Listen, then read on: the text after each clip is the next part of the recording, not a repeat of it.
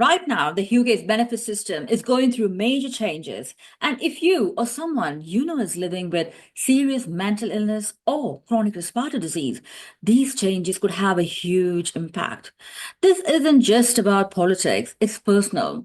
It's about housing, food, stability, and dignity. Hey there, welcome back to my channel. I'm a Devi, mind body consultant, and in my channel, I talk about mental and lung health. In this video, I'm going to talk about what's happening in UK benefits reform for people with mental health disorders and how it could affect you, and most importantly, how you can have your say before it's too late. The government is making a huge reforms to social security, especially around universal credit, personal independence payment, and work capability assessment. By 2025, the government plans to scrape off the work capability assessment, changing how it decides who is too unwell to work. And the PIP, that is the personal independence payment, that benefit is meant to help with the daily living. And that is also under consideration by the government, UK government, and it's looking into making mental health support less of a focus. The system is going to go more digital and more automated and more focused on employment. And that's where the thing get concerning for those with long-term mental health condition and chronic illnesses. Imagine you're being asked to prove you're ill while you're in the middle of crisis with no advocate, no doctor's letter, and a form you can't understand. That's not support, that's survival mode. Here's the thing, the government is actually concerned about people's needs. So hence it's actually putting out for public consultation. So the key question the government is asking you is, should mental illness still be a part of the personal independence payment?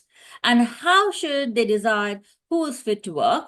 And what kind of support actually helps people and what just makes things worse? So these are very three simple, important questions what the government is putting out to public, that is like me and you, whether you're living with mental illness or supporting someone who has mental illness or chronic illnesses or working in the sector, your voice matters. Now, you might have a question in your mind, what these question matters and how this is going to influence the changes which is about to come.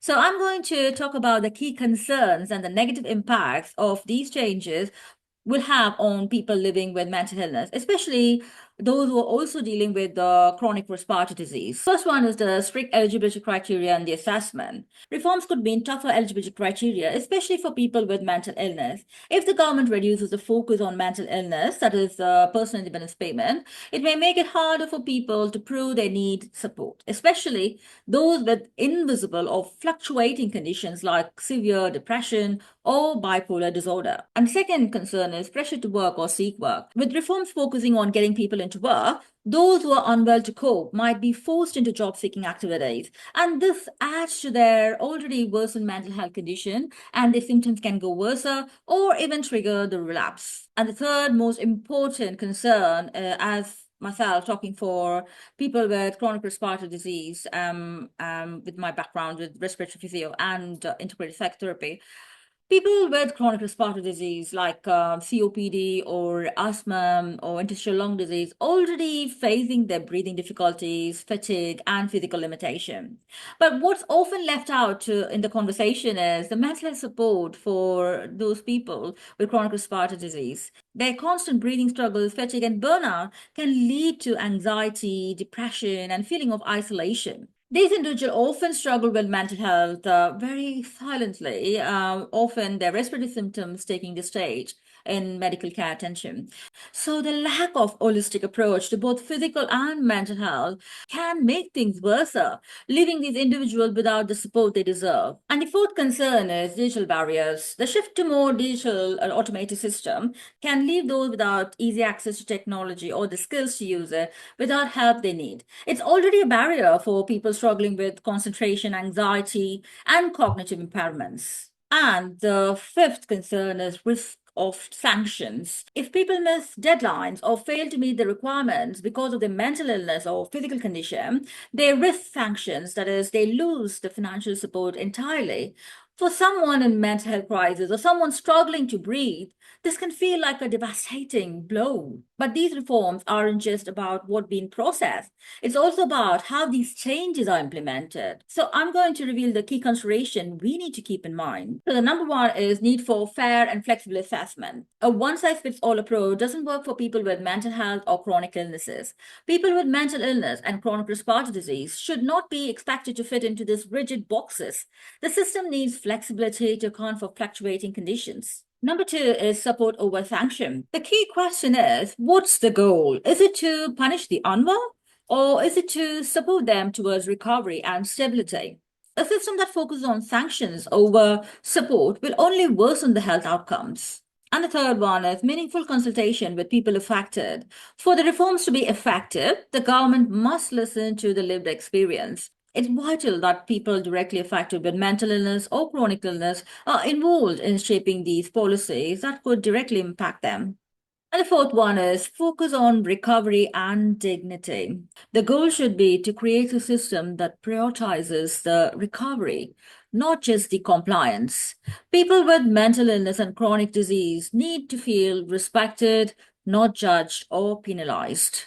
Mental health organizations like Mind, Rethink, and Disability Rights are all talking about this, and people like me are already speaking out for this. I've personally raised two petitions calling for the integration of mental health support into chronic respiratory care.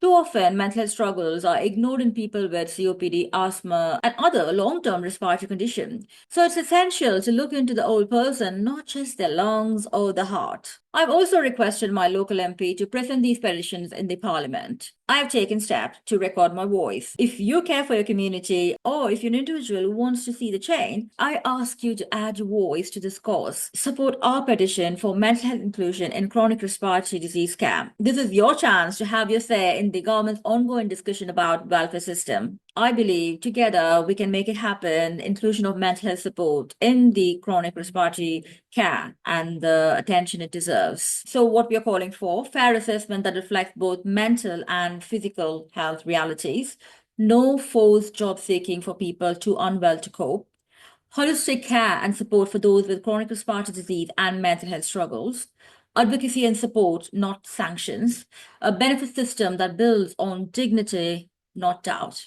So what can you do? This is where you come in. Here's how you can take action. Visit the gov.uk website or your local mental health charity to respond to the consultation.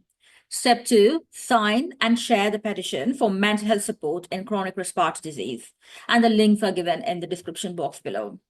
And step three, contact your MP and ask them to support the petition. And step four, share this video, talk about it, get loud. Silence won't protect anyone, but your voice just might. Reform is coming, so let's make sure it works for people with mental illness and chronic respiratory disease, not against them. Subscribe our channel for updates, check the links below to take action, and share it with someone who needs to hear it today. And remember, you're not alone. Thanks for watching. Until my next video, stay curious and stay healthy. Signing off, Devi Sundar.